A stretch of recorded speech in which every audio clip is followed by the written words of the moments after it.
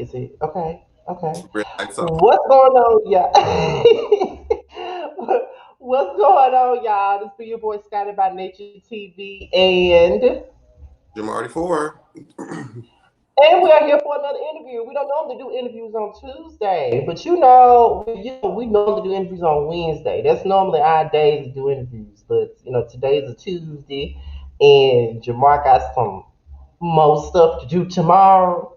So we had to push it up a day early to get this interview done. Okay. Now, as you guys already know, we interview people from web series such as like Chasing LA, Chasing Dallas, Chasing Atlanta.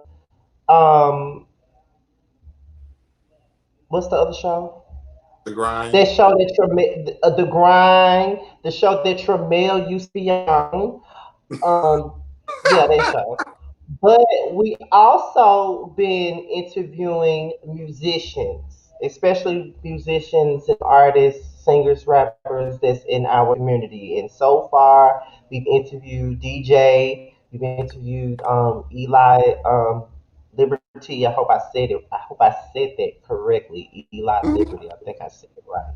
And Yep. now we have yet another one. Okay, we have another artist that we both know quite well. I remember the first time I saw this said person, but I ain't gonna tell y'all where I saw them at because we don't want to even discuss that particular day, that particular moment in time, like Whitney Houston I say. was gonna say We don't we want to have to talk if about we it, talk about the history, we have to talk about that day. and we ain't talking about that day. Okay, we ain't gonna talk about it. However, we know this person pretty well. And he's an artist himself, so we're about to bring him in. If you know him on Instagram, you know him as the official Barry P. I don't know no damn official Barry P. I just know Barry. Okay, that's fine. I don't know no damn official Barry P. But however, let's bring in our guest, Barry. Hopefully, he does not give me no shade tonight, as he's already done before we went live. But welcome to the Prelude, Barry.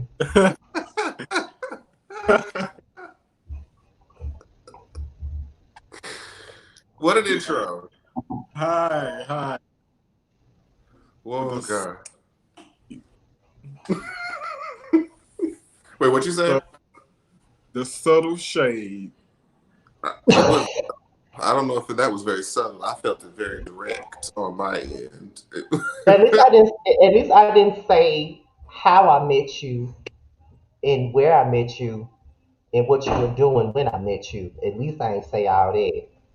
Wasn't doing What anything was he when doing? Oh. You know Oh. he was getting held back, but that's another story. Right. Okay. I wish well, we could. We No, could we ain't go. going there 'cause we don't want to talk about that child. We done talked about that too many times already. We don't want to go right. Well, there. at any case, we had given you, your own introduction, but, tell the people who you are, what it is that you do, and an interesting fact about you that people may not know. Um. Well, one thing that gets people, well, that's a shocker for people, being as though I am of LGBTQ, is that I'm a father of four. My oldest is 20, then 17, 16, and 5. However, who I am amongst everything else, I'm a father first. That comes before anything that I do. Then there's the singer songwriter, the model, the entrepreneur, brother, sibling, nephew, uncle, cousin, etc. Father of four. Mm-hmm.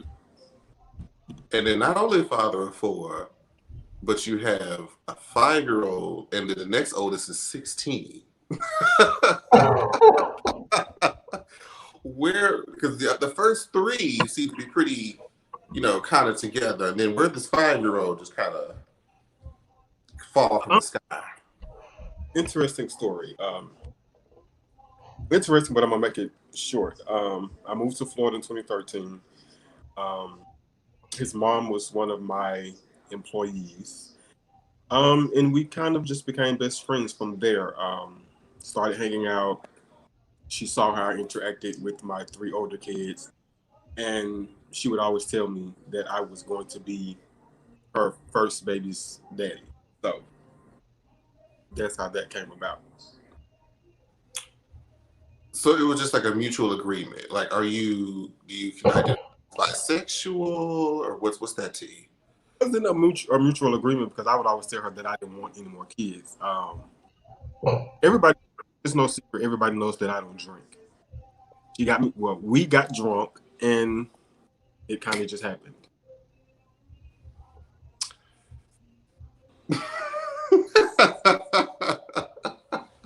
Now, I don't know what kind of liquor that y'all be drinking where you can lay down with fish, but I don't know if there's a drug or a substance strong enough that makes me look at a pair of titties and a cootie cat and be like, yes, let me hop up on in that. I don't know if there's a substance strong enough. But you know what? To each their own. And was your oldest being 20 years old? Mary, how old are you? I just turned 34. So So he started early. if you do the math right there, that means, baby, He was 14. you wasn't messing around. Like at 14, how did you go about having your first child? They tell us that. Um, it wasn't Is something. that really a question? How else did he go about having his first child at 14? I want to know. It wasn't. It wasn't something that just. It was. It was not planned. It was kind of something that just happened. Why? Because I'm thinking about this from like an LGBT perspective. That you wouldn't expect someone to have a child at 14 if you're LGBT. But it makes it fascinating for me because my first boyfriend actually had three. And so I was like, how do we have? Mm. Yeah. So that's just me, child. You know what I mean? While I refill my cups, gotta go. Okay, listen. Okay, so being that you are openly LGBT and you do have 4 kids, um, I'm asking this for the sake of we're doing the interview because I already know the answer to this already. But are your kids aware of you being LGBT and what do they feel about you being LGBT Um, and openly? my three, of course, they do and or did because I have 4 kids total. But I still say I have 4 kids because even the two that have passed on are still my kids. But Mm-hmm. they did know. Yeah, they know. Well, Okay. I mean, like I said, it's always going to be a blessing. I wish to become a father myself one day, so I may be calling for advice. But I'm just saying. So, since you were also introduced as a singer-songwriter, so how did you get into music initially? Is that Um, something you um, always wanted to do, or is it something recent? no, I started singing when I was about per my mother. I started singing when I was about 5 years old. Um, I remember around the age of 8 when I started going to church. I started singing in the choir. I remember telling my mom that's what I wanted to do. So she went out. She bought me a keyboard. I started playing around with it, practicing. And I'm an old school baby, so I say I'm not really old, but I'm an old school baby. And I say I'm an old school baby is because when I was growing up, I was in tune with Aretha, Michael, Gerald Levert, Earth, Wind, Fire, Gladys Knight, Betty Wright. I was in tune with all of those people. So those people, you know, kind of paved the way. That's what made me want it to be an entertainer. Would you consider those people like your main influences when you're creating your music? Basically, yeah. Yeah. Some of the music, because I have a tendency to go a little raunchy. So A little bit. yeah. I mean, so what would you say is your sort of creative process when you have like an idea and you want to make something? What's your creative process like? I reached out to my producer and I just had him send me like a slur of beats, like a buku of beats, as we say, a beat pack. And he sends me a buku of beats, and I go through the beats and choose which ones I want or which ones I'm going to use. And from there, I write the hooks, and then I go back and I write the verses. Then I start the recording process. Pretty standard, pretty standard. That's kind of been, I guess the path that I've started to do when I started creating my own stuff, and that seems to be the easiest way because some people just write stuff out and then they find beats to put that to, and I'm like, Do that. I don't. That's too hard. It's just too fucking hard for me. But what were you saying? I can't do that. More power to those that can. Writing to a beat is hard for you. No, some people will write like they'll have their own like melody like in their head, and then they'll already write stuff out, and they'll find beats that they can match what they have. Oh, okay. I'm like, it seems harder. It seems like that's working backwards almost. But Yeah, I feel like that's working backwards as well. I can't do that. I need the instrumental. but to each their own. To each their own. It only works. It's not very often that works. It may be one or two times. It may work, but it doesn't work often like that. Right.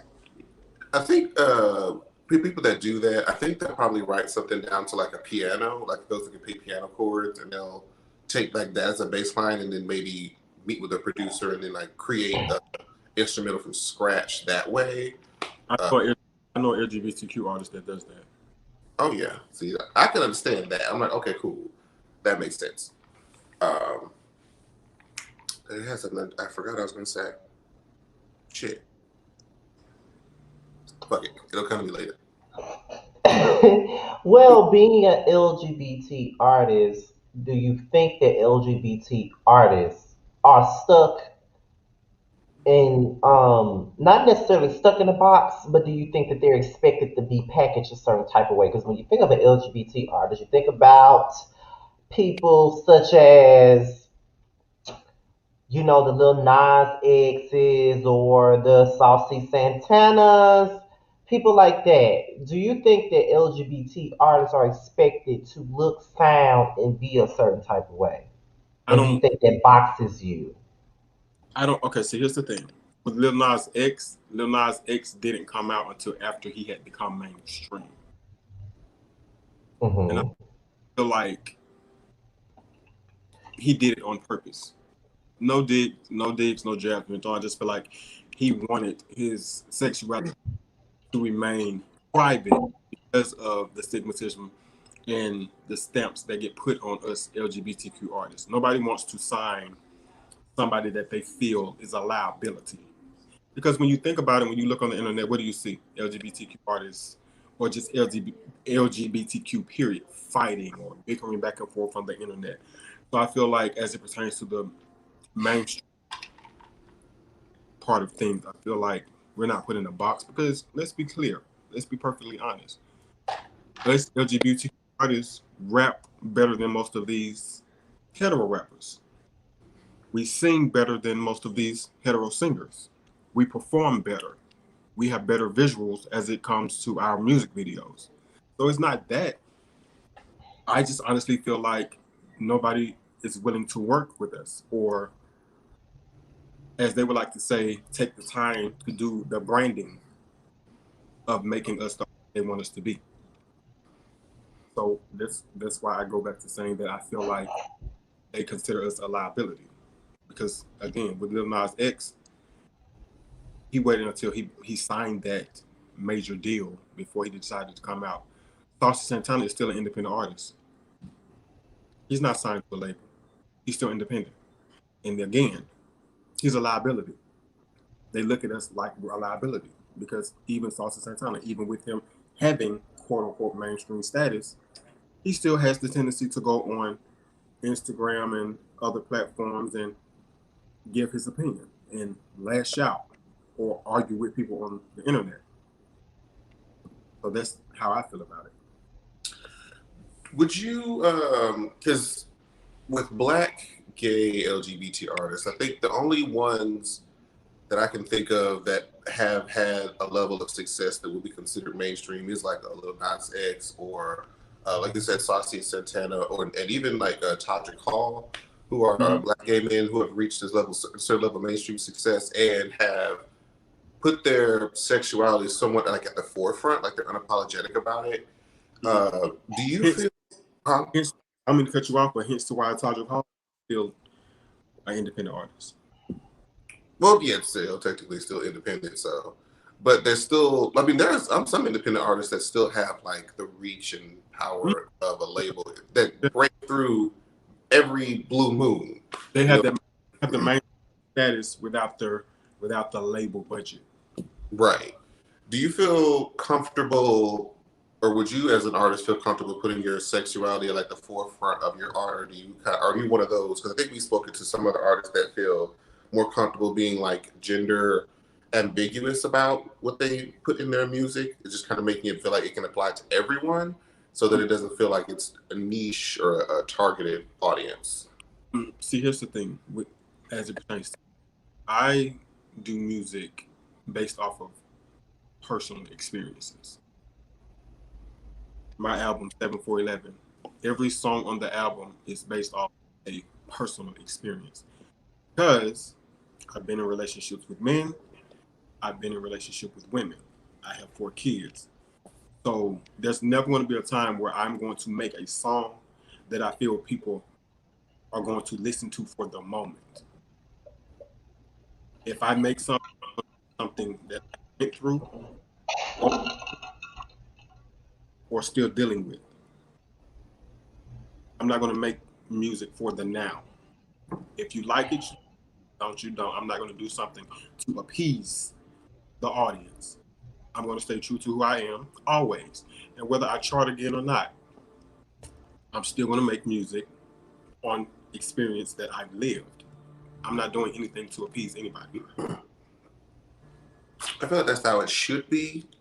But a lot of people be like, "Oh no, I'm scared. I don't want to be niched as just a gay artist. I'm not gonna cross over or what have you." I'm just like, I mean, I feel like the musical landscape is changing. I feel like that's being less and less of a taboo thing. Like especially, with what they're allowing Lil Nas X to do on these large platforms. So hopefully we do get there, and hopefully all the other artists start feeling that way as well.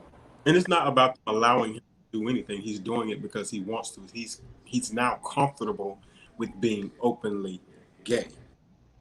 I haven't even seen I've seen him respond to maybe 2 people, but as it pertains to the masses, I haven't seen him respond to anything that people have had to say about his performance.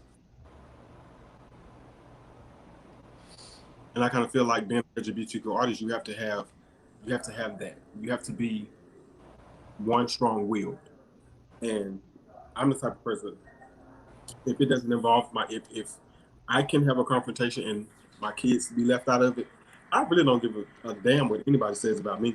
But see, people have gotten to the point where they know talking about me doesn't bother me. So they go lower, and then they bring my kids into it just to get the reaction that the old Barry would give them. Because I've always lived my life. I don't care what people think about me. Just don't bring them into it. So I feel like that's how Lil Nas is. He doesn't care what people think about him. And I feel like being an LGBTQ artist, that's how you have to be. Just be who you are. Do what you do. Don't care what people think. I mean, you're right. Because we've always lived a life with more tough skin than, the rest, because that's just how we've had to navigate the world. So I feel like we're the ones that are equipped to deal with a lot of the fame and shit, as opposed to some of the heterosexual people, because, girl, they used to being praised for the bare minimum, bitch. And work our asses off just to be acknowledged and seen in certain spaces. So, girl, y'all try to read us, but bitch, we come and read y'all right back. Every time. Shit, and then they don't be ready for it, and then, girl, that's gonna go to a whole different. A whole nother conversation pretty much. So, it's do you find it difficult being an artist that has like, okay, you're artist, you're LGBT, you have kids. Is it difficult to basically, because you hear this all the time when you talk about different musicians and they Shit, come up and they talk about let me their go out and come back in. I gotta. what happened. Oh, well, I guess you gotta come back. You hear about this a lot with other. I think we talked about this when we interviewed DJ. Mhm. But is it difficult to date while trying to have a music career all at the same time amongst everything else you have going on? For me, it hasn't been difficult because I'm the type of person I'm not waiting for anything that I want. As it pertains to my music, my cleaning service, my teaching business, I'm not wavering on those things. I'm not compromising what I was doing before you met me to make you feel better. If you come into my life and you came into my life with me being an artist, knowing that I'm wrong, that I have, either you're gonna deal with it or you're gonna get gone. And with me, there's no in between. You get one or the other, yes or no. And if you choose no, then that's fine. I don't care. But I'm not compromising anything. Let's just be honest. I'm not compromising. Just like So you don't believe in compromising at all for anything? when it pertains to those three things, I don't, Okay.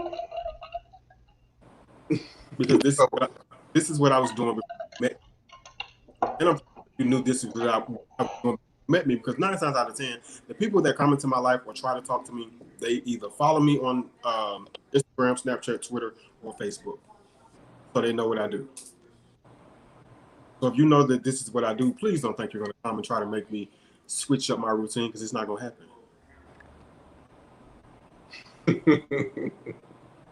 Note for anybody that may be watching this and may want to slide into Barry's DMs. Be prepared. Be prepared. Okay. So let's talk a little bit about this record that you recently put out. Okay. Now, I know you explained to me the title before, but for those that may be watching, help us explain the project, the title name, and sort of how it came about. 7411. The title is Completion, Stability, Love. The reason I came up with those four numbers, the significance it applies to the completion. It took me 4 years to complete this album, not because I wanted to take 4 years, but because I had to. During the recording process of this album, I was diagnosed with small cell metastatic lung cancer twice. So I had to go through a total of 22 weeks of chemotherapy. So that's where completion comes into play. Because once I finish the album, 7 signifies completion. 4 is stability. Um, Stability comes into play because my, even during me going through my chemotherapy, I was told not to sing, not to record, just do my chemo and relax. Um, Typical Barry, I did not follow any of my physician's rules. Um, I continued to record. I continued to book shows and travel. Hence, 2019, when I performed in Hawaii for Pride, I wasn't supposed to fly and I did. So that's where stability comes into play, because I was determined to finish this album. And then Love, which is 11. Um, every song, as I said, every song on the album signifies the experience that I went through or I was going through at the time of recording the album. And I love every record on the album. Do you have a favorite? I have 3.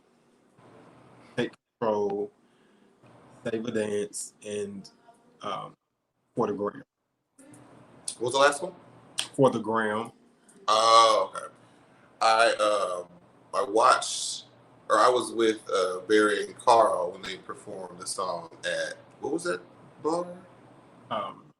The Comedy Club, I think. Yeah, I think it was at the Forget Comedy the name of it. But yeah, they had a whole bunch of other independent artists out that day, and it's always good to. I mean, we support and put all this money into all these bitches that have millions of dollars already that don't really need our support. But it's good to see like the upcoming talent and what they had to offer as opposed to just the same old same old. So that's why I like seeing all my independent girls out there doing their thing. And of course, we up there with Carl. Carl's another mutual friend of all of ours, is out there doing his thing with his project. So I try to support all my peoples. And I saw that they actually used Say the Last Dance for one of the episodes of Chasing LA. So I was like, oh, okay, go ahead. Go ahead, Mr. Barry. I think it was the finale, if I'm not mistaken. It was. I think it was. I said, now, did you submit that, or did they just find it, or were you surprised? I am really, really close with Q. Oh, okay. Oh, that's right. That's right. That's right. This is my boo. I love Q to death. Like this, we're really good friends. And I reached out to him and asked him, what I need to do, and he was like, just send it to me. So I sent it to him, and then that's how that came about. Okay. So I need to reach back out to Q again because we need to bring Q ass back on the show. Well, speaking of independent artists, since we're talking about them, you're in a big circle of independent artists that just so happen to be LGBT. Are there any songs from these particular artists that you are in the same circles with that you actually like? I Or do you have have any favorites? Let me just say that. um, favorites. I have Carl's album. I listen any album I can listen to from start to finish. For me, that signifies a good body of work. If I go through your album and I can pick and choose one song, then when I click on your album, I will go to that 1 or 2 songs. But I have Carl's album, I have Tremel's album, I have Vigorous album, I have Eli's album, and I'm only naming these people because these are artists whose album I have. Oh, and Trey Morris. These are artists whose albums I have where I can listen to it from start to finish. Speaking of Tramiel, I don't know about y'all, but Bugs Gutter, I Bugs Gutter, and Rico Cassadine as well. well, speaking of Tramiel, I don't know about y'all, but I sincerely love that song that he just put out. That song, favorite. I listen to that damn song every day. I know they tired of me playing it around here because I play that song every goddamn day. Oh my god, that's my song. Yeah, I'm trying to get I'm trying to get Tramiel to write on my new project. Okay. So earlier today in the Instagram story, Barry put out a post saying he has these people that he wants to work with on this new project. And as I sit through, I said, "Ooh, I know this person." So who are those people that you listed and why? Um, these are all people. Not only do I want them to feature on the album, I want them to write on the album, and that's Carl, Tramiel, um, Jamar, Bugs Gutter, um, Rico Cassadine, Jackie Tsunami, and Bridget Kelly. I mean, that's a pretty eclectic group that you got there. How did you come across or decide on those people? Because this new project is it's going to be something different. Like this new project is going to be something totally different. It's going to be 13 songs. I'm doing 6 features, and I'm going to do the rest of the songs by myself. It's going to be just me. I came across those names because I mean these are people I always wanted to work with. Like you were supposed to be on the album. You were supposed to be on my first album. And then Carl was on the first album. He wrote for me on the first album. And then after I completed the album, I started, listening to other artists. I listened to Buzz, Jackie Tsunami. I actually love Jackie Tsunami. So going into this new process. Oh, and We Were Born. I'm sorry, We Were Born. Oh God, and Babyface Bud. How could I forget him? These are all people that I feel are talented, that could bring what I'm looking for to this new album.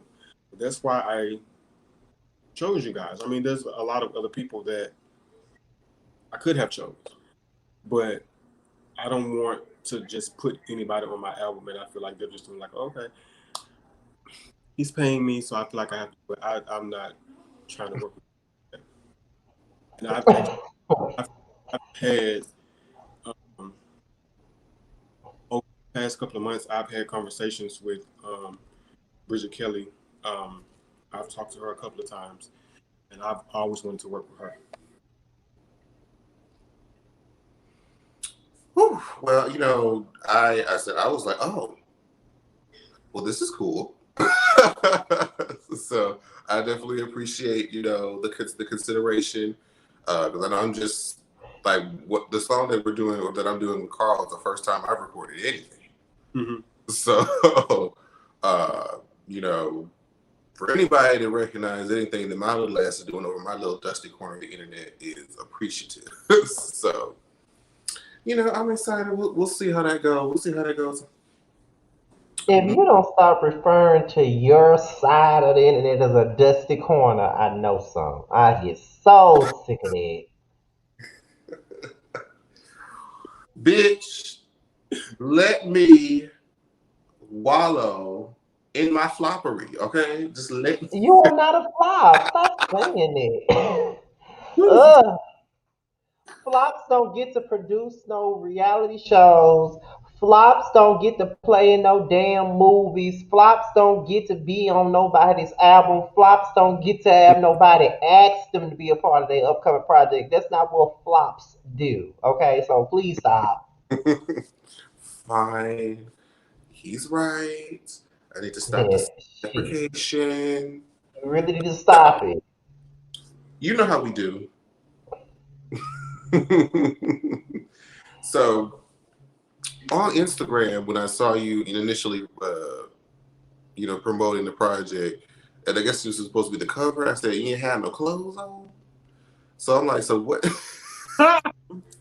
I'm like, okay, so where's this new project giving? Is it a sex playlist? Is she vulnerable? Like anybody want to buy her? Because her ass was naked on her cover. As a disclaimer, none of those pictures are for the album. Initially there was one of them was supposed to be, and then after I got the pictures back, I was like, no, I think I'll just put those in my portfolio. I'm actually going to go. I'm going to go bolder with this album cover, and when I say that, What's bolder than what you just did? I was about to say, what's bolder than naked? You gonna go? I use a photo from my past as my album cover.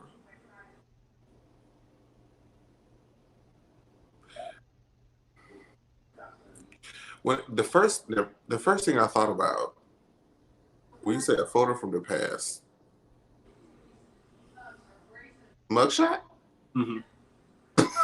Oh. I was about to say that's the first thing. I'm like, what other photo, if it's not a nude, would be like significant enough to be like, let me, use this as like the forefront. Let's say, well,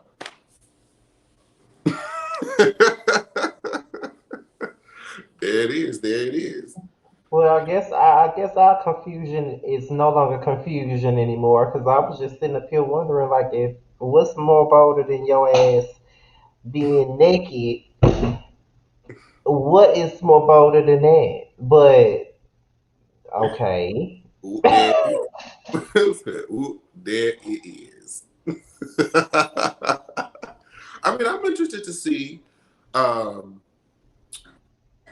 we didn't get to talk about the cover of this first record because it's kind of like the half and half. Right. So, like, what's the inspiration on that one? Um. Okay. That picture was supposed to be the album cover for my very first EP that I dropped in 2014. But instead of using that picture, I used a picture of my daughter. So I said, okay, during the process of this, the making of this album, I wasn't able to do anything because I was going through cancer. So I wasn't able to do any photo shoots or anything. So I said, okay, so you know what? I'm going to send this to my photographer and just let him do whatever he wanted to do. I had no direction in the making of the album. I just sent him the picture and told him I needed an album cover. 48 hours later, we got, and well, I guess you said you didn't have any like input in it. It gives like a Polaroid type of tease. So he just kind of came up with that whole idea himself. mm-hmm.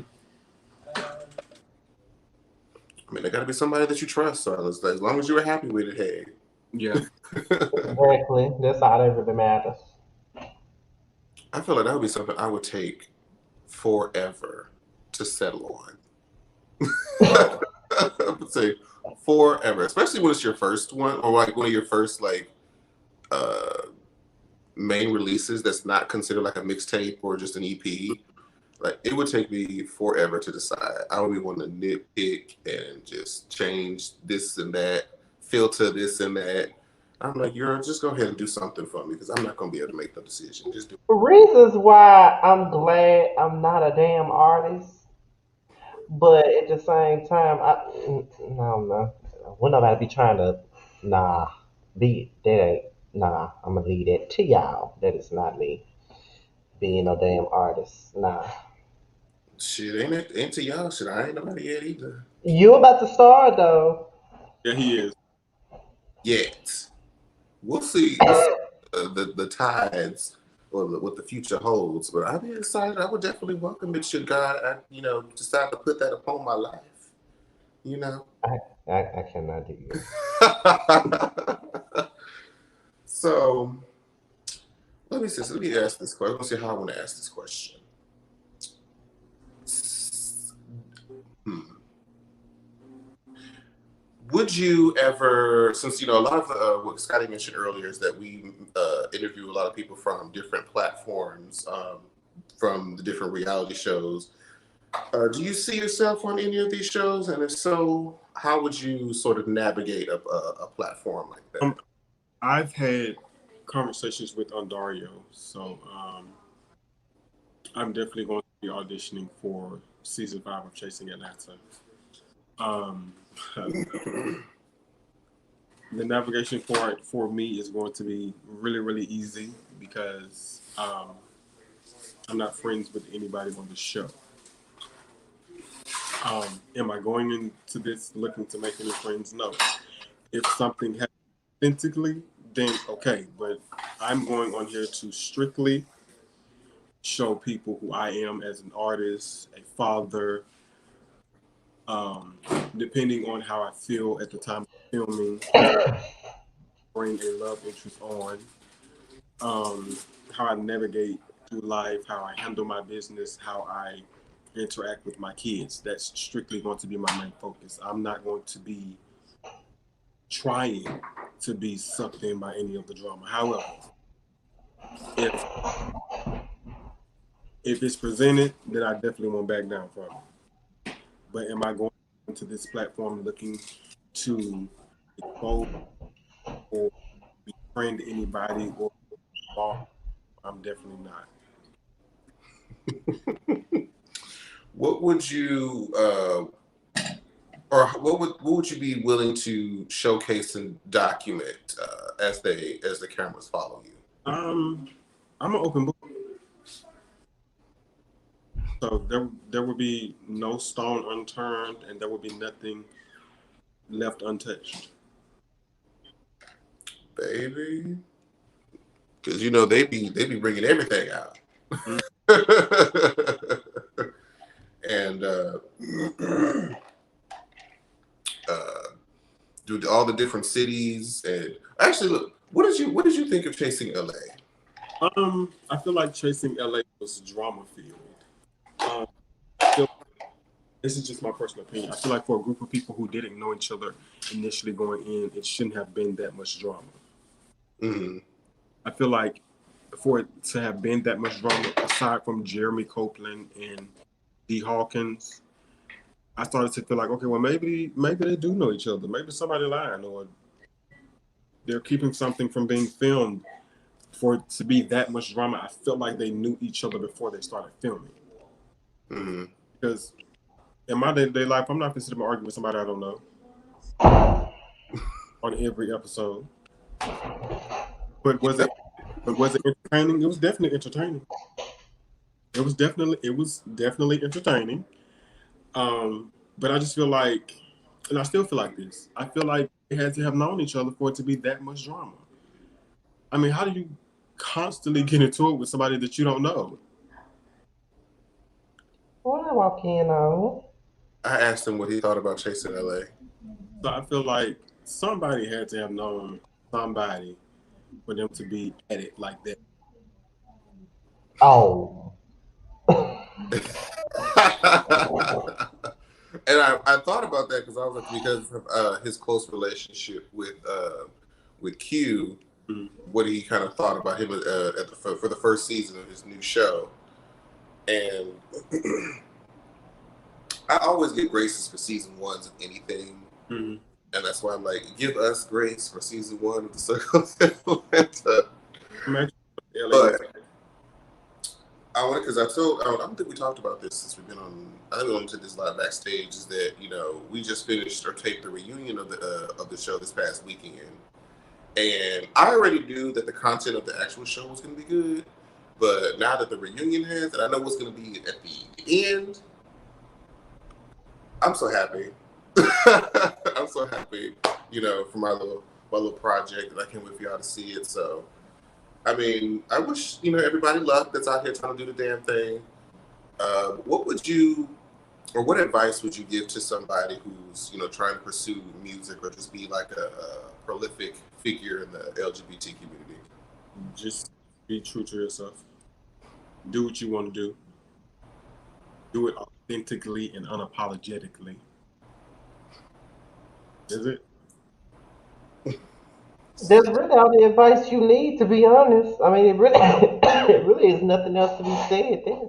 So, Well, truth be told, I mean, it really is just like don't like talk about it, just be about it, just do it. There's like an audio recording. I don't know if it came from like TikTok or what have you, where it was an interview of Beyonce where she was like, "Don't talk about it, just do it. Don't let outside distractions stop you. Don't let your insecurities stop you. Just don't let anything get between you and your goals. Because the only person that can really stop you is you." Mm-hmm. Truth be told, so I kind of think about that a lot of time when I'm doing stuff. This is because me and Scotty have had our little triumphant story over the past year or so with our platform. So it's really just been, if you want to build up, you just got to do it. You just got to do it. You got to put the videos out. And for Barry, he had to just put his music out, keep writing and recording, despite the challenges, and that's how you overcome, amen. mm-hmm. Amen. So I think, Scott, do you want to play the game? Yeah, let's play the game. Well, explain the game, since this is Okay, is this gonna be the same game that we played with Is it Eli? Did we play this game with Eli? Yes, that was the first time that we did it in this structure. We started doing like artists that were like on the platforms. Okay, so it's basically one must go pretty much, being that you are a musician Right. or whatever. And there's I think if I'm looking at this correctly, it's three different categories. So it's like one artist must go, one album must go, one song must go. Okay. Now we doing the same exact artist and the same exact song and the same exact albums, or we doing them differently? I would say yes, just because I kind of want to know if his choices would be different. Because Okay, okay. for the for Eli's choices, you was about ready to jump him through the screen. I still So ain't make that post. I still ain't make that post that I said I was gonna make. Don't think I forgot. I just been sick, and that's why I ain't made it. But I will be making a post. However, the first category is one artist must go. There's four choices, and you have to choose which one out of the four has to go. Choice A is Chris Brown. Choice B is Trey Songz. Choice C is Usher, and choice D is Bruno Mars. Trey Songs. I just, I should have known. that seems to be the common consensus. And why Trey the other three? Huh? Why Trey over the other three? Um, for me, um, I let me say this. I'm not choosing based. I'm choosing off of live vocal ability. And for me, live Trey Songz doesn't do it for me. I don't know if I've ever really like tried to listen to him live before. Is it that bad? It's not bad. It just doesn't do it for me. Fair enough. Fair enough. I probably would. Did he leave? Did he leave? Oh no, I think somebody must have came into the room or something. Yeah, somebody came into the room. Okay, I'm back. What happened? Oh no, he was just giving me the reason why he chose Trey Songz over the other three. Okay. Okay, so the next one is one album must go. Ooh, child. The choices are A, My Life by Mary J. Blige, B, Never Say Never by Brandy, C, Butterfly by Mariah Carey, and D, Crazy Sexy Cool by TLC. Out of the four, which one must go?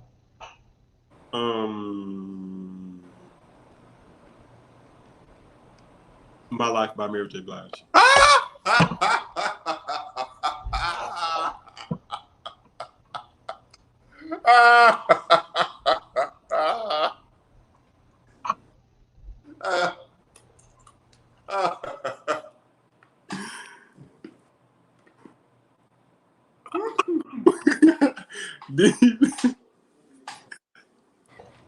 You can finish the rest of the game by yourself, Jamar, because I refuse. Girl, Eli picked that same one, bitch, and he was living, bitch. Oh, the girls, did I see it for Miss Mary's and No. I love Mary J. Blige. As I said earlier, if I can listen to your song from start to finish, then you won me over. My life, I couldn't listen to it start to finish. I just couldn't. It was certain songs on the album that I liked, but Bullshit! I couldn't listen to the album start to finish. And is there any songs in specific? Let's make this more interesting. Which songs are skips, if you can name any of them? I can't name. Because he never heard it, that's why. Let me tell you something. Come back on camera, bitch. No, I listen to. No. actually tried to listen to that album the other day. My friend was in the car with me. He'll tell you. So when I say there aren't songs I can't name them. I just know once I turn it on, I skip to the songs that I like and I listen to them. So which are the ones that you do like? He probably don't know them either. Let's just skip this I because okay, I'm I over don't know the name. I don't know the name of them, but I know if I listen to the beats. Scott, it. I'm finishing this interview without my face being on camera. Thank you.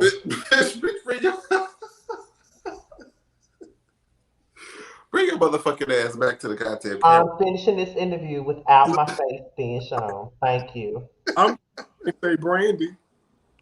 What? I'm glad I didn't say Brandy. Oh, baby, I would have left it. I would have left the whole room. But you expect me to come back? Make Yes, sure you finish the rest of this game. yes, I fully would have expected you. What's I'm the last, not coming back. what's the last question? I hate this horror. The last one is one song must go. I don't even care because that last one is just ridiculous that you chose, but whatever. This is why I'm not coming back. Um, the four choices are "Crazy in Love" by Beyonce, "Umbrella" by Rihanna, "Anaconda" by Nicki Minaj, and "Thank You Next" by Ariana Grande. Anaconda by Nicki Minaj. He's literally chose like everything that he chose. Listen, why would Anaconda even be in that lineup with those three songs? Ask Jamar, he chose them. Look, because I didn't want to do like her like poppy stuff because I thought people really wanted her to be like a more of a I guess a rapper, but I mean, what was you saying earlier, Scott? You want to do super bass. Would it be better if you did super bass? No, because just say where they had to go.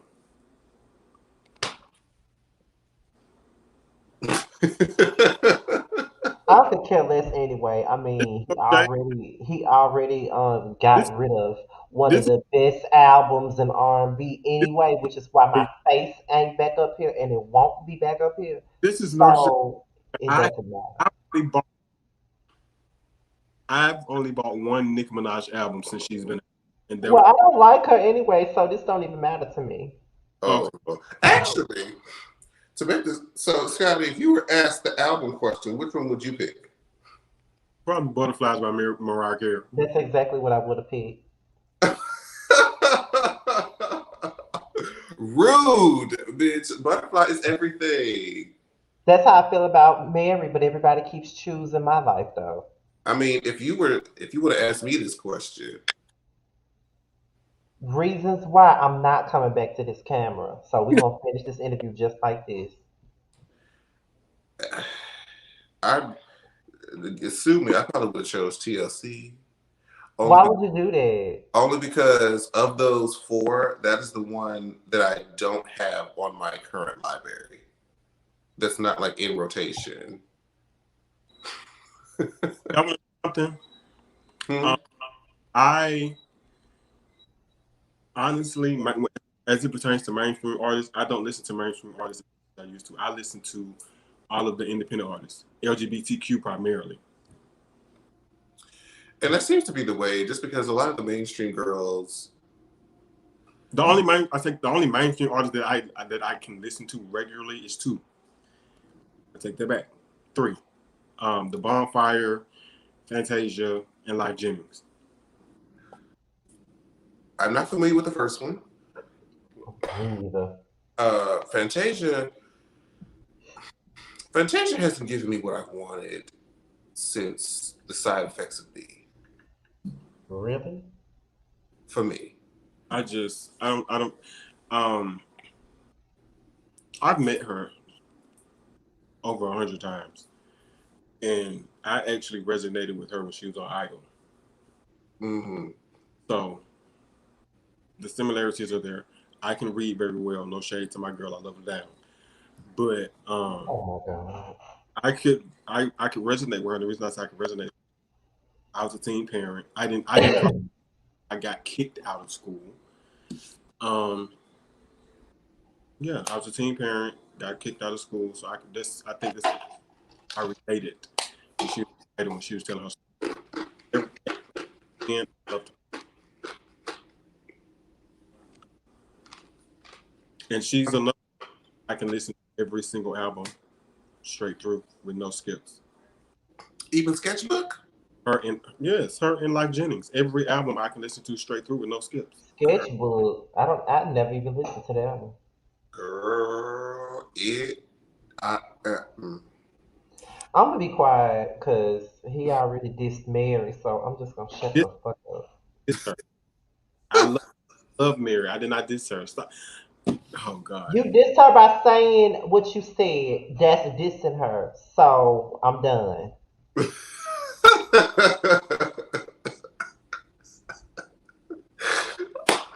Oh my goodness. That's Somebody else I got to tag in that motherfucking post. Thank you. He'll make a whole Mary appreciation post and just start reading them all. I didn't see now I have to add this. We have to add this question to like everybody because I just want to see We're who not we're not gonna keep Mary up there because I just feel like people just don't appreciate the just I'm done. I have to figure out how many people are going to agree. I'm out of just curiosity. I have to know. I have to know. This is whack. Most definitely. So I saw somebody in the comments wanted me to ask a question in regards to chasing LA. And Okay. they wanted to know if you thought that the rampant transphobia for the show was real. As it pertains, and as you know, I don't know any of these girls, but problem name dropping. As it pertains to Fran, I feel like you say what you mean. That's Mm. how I honestly feel because I'm the type of person I'm not gonna say anything I don't mean. If I say it, I meant it. I'm not gonna apologize for it. I'm not gonna take it back. I feel like Fran said what was meant. You said it, you meant it. You can't take it back. About About her calling Alicia a man. How I remember her saying that. I don't remember exactly what she said about Jayla, but I do remember her saying, "You saying you're a woman, bitch, you a man, hoe." You said it. yeah, that You, seems to be like the go-to. you said it. You meant it. That's just my personal opinion because I don't. And I hate when people say, "Well, I was mad," so I said that in the moment. You were mad, and you said what you've been harboring and holding. You said it because that's what you wanted to say. You were just waiting on the perfect time to say it. They said it. They meant it. I mean, I can't necessarily disagree. I can't necessarily disagree because, and watching the reunion back, they were just going back and forth and reading Jayla about the brain cells, but then when Jayla would say something back to them, they would be like, "Oh, you're attacking." And I was like, "Girl." Mm-hmm. Mm-hmm. And Exactly. that was the part I hated because I remember watching it back. I was like, "Oh, this is going to be somebody that I was going to be interested in watching through the season." And I hate here's what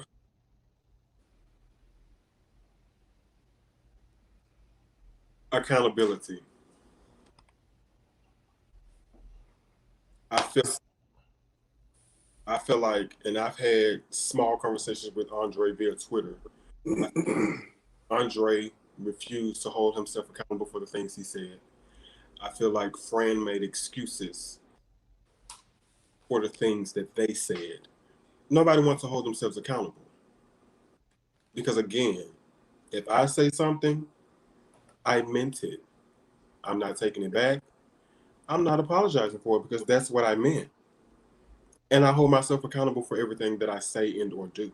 And I just feel like watching that reunion, nobody wants to hold themselves accountable. um,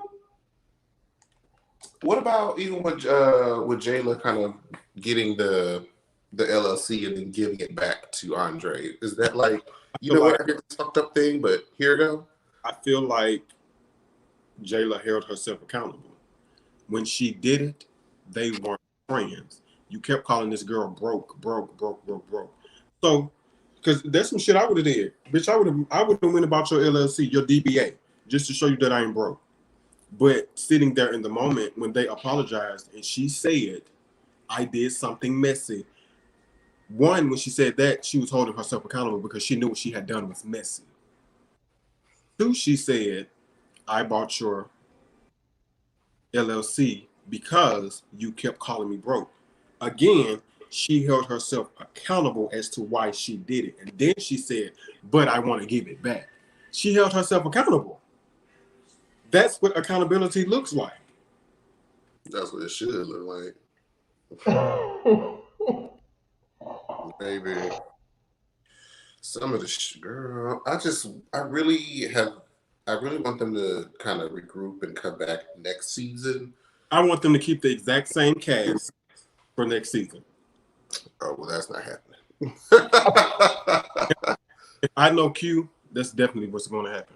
He may add 2 or 3 extras, but he's going to keep that cast. He don't need to add no 2 or 3 extras. I already 1,000 of them up there anyway. Well, Alicia moved to New York City, so She moved. oh, she's gone. Oh, I thought she was just there getting her mind right. Because for what Quan told me, she left. Oh. Well, they're going to have somebody to fill her spot. But Alicia was my baby. I loved Alicia, especially like I started to appreciate her more so like right around time before she came on and did her interview here, and then afterwards I was like, oh yeah, this is my girl. Yeah, I love her. This is my girl. I love her, Jayla. I love Jeremy. And I'm saying it because I've spoken with Alicia and Jayla and Jeremy via Instagram. I haven't had any conversations with anybody else, but those are my 3 babies. I love them. Understandable. So at the end of our interviews, we always like to I ask. guess I'll come back at this point. Yeah, bring your ass back, beach. I guess I'll come back. Girl, Don't tempt me because I stay back here. I do. Miss Mary is a sore spot for this one. Oh, Go ahead. So, so at the end of our interviews, we always like to ask the question: did you have a good time? Did you, did we do our job as the host? Give us your feedback. I had an amazing time speaking with you guys. I pushed you guys' chops for a couple of months. Just to ensure that I would get my turn. I said you would. It was just a matter of getting the stars to align. At the time, I was just messing with y'all because I was still recording my album, and I crumpled across a health issue. So I was just messing with y'all back then. I'm glad that I was actually allowed the opportunity to come on and speak with you guys. Amazing time. You guys did a great job. Thank you. And so far, that question has not been met with any negative feedback at each of the times that we've asked it. So we have a great record thus far. This bitch is salty. Salty. Don't make this about me. Make this about him. Girl, Did you have a good time, Scotty? What are your thoughts? I had a great time until the Mary slander started.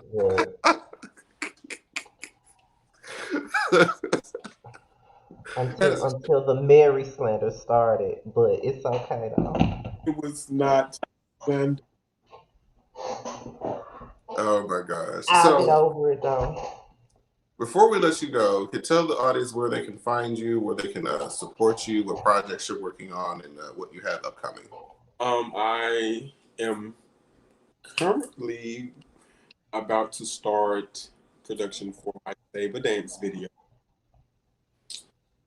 I start recording for my sophomore album later this year. I'm actually on a docu-series called My Truth. It was out this fall. My Instagram is official _Barry Pendleton. My Twitter is Barry Pendleton. My Snapchat is Vocalist28. Facebook is Barry Pendleton. Well, all right. Scotty, any parting words? I hope I got. First of all, before I do anything, I hope I put that up here right. But it's Yeah, IG. I you think that did. is right. So that's his IG. For those of you that may want to follow him, I don't really have nothing else to say. I had a good time despite the wrong answer he chose once again. But I had a great time tonight. I hope you guys you go out and support him in everything that he has going on. And I cannot wait to see whatever it is y'all come up with whenever y'all do work together. I'm pretty sure I'm gonna hear Oh yeah, for sure. it. I can't. I'm waiting for me and Carl to finish our project. What y'all doing? What y'all have an EP coming up? No, we're just doing a song. He's doing a I thought I was done with the song. We recorded a rough draft. Well, no, I recorded a Oh, rough draft. He hadn't put any vocals on it thus far, so now it's written for his part because he wasn't able to mentally do it at the time that we were initially recording, and I want to re-record mine anyway. So we're gonna go back. He's gonna actually put his verses down, and I'm gonna redo mine. Then we're gonna actually like finish it. So okay. once he's ready to do that, we'll go ahead and do it. So I'm excited for that. I think I let you hear like the rough draft version that we did like in the studio that one day. But Hmm. yeah, I definitely want to do that again. Definitely want to do it again. But again, thank you, Barry, for coming on, stopping by the platform and showing the platform love. I think we covered just about everything. But Scotty, go ahead and close us out, Madam. No, you did not call me madam. No, you did not. Madam. Face open. No, you Madam. did not call me madam. I just know you did not call me madam. You heard me? However, huh? I asked Jamar if he heard me. What'd you say? Your favorite phrase. Is it? Things always open. Uh-oh. Thank you guys for watching the prelude tonight. I really appreciate it. Now I'm about to end this because I'm not about to be attacked. So thank you guys for showing us love tonight, and it's definitely appreciated. Good night.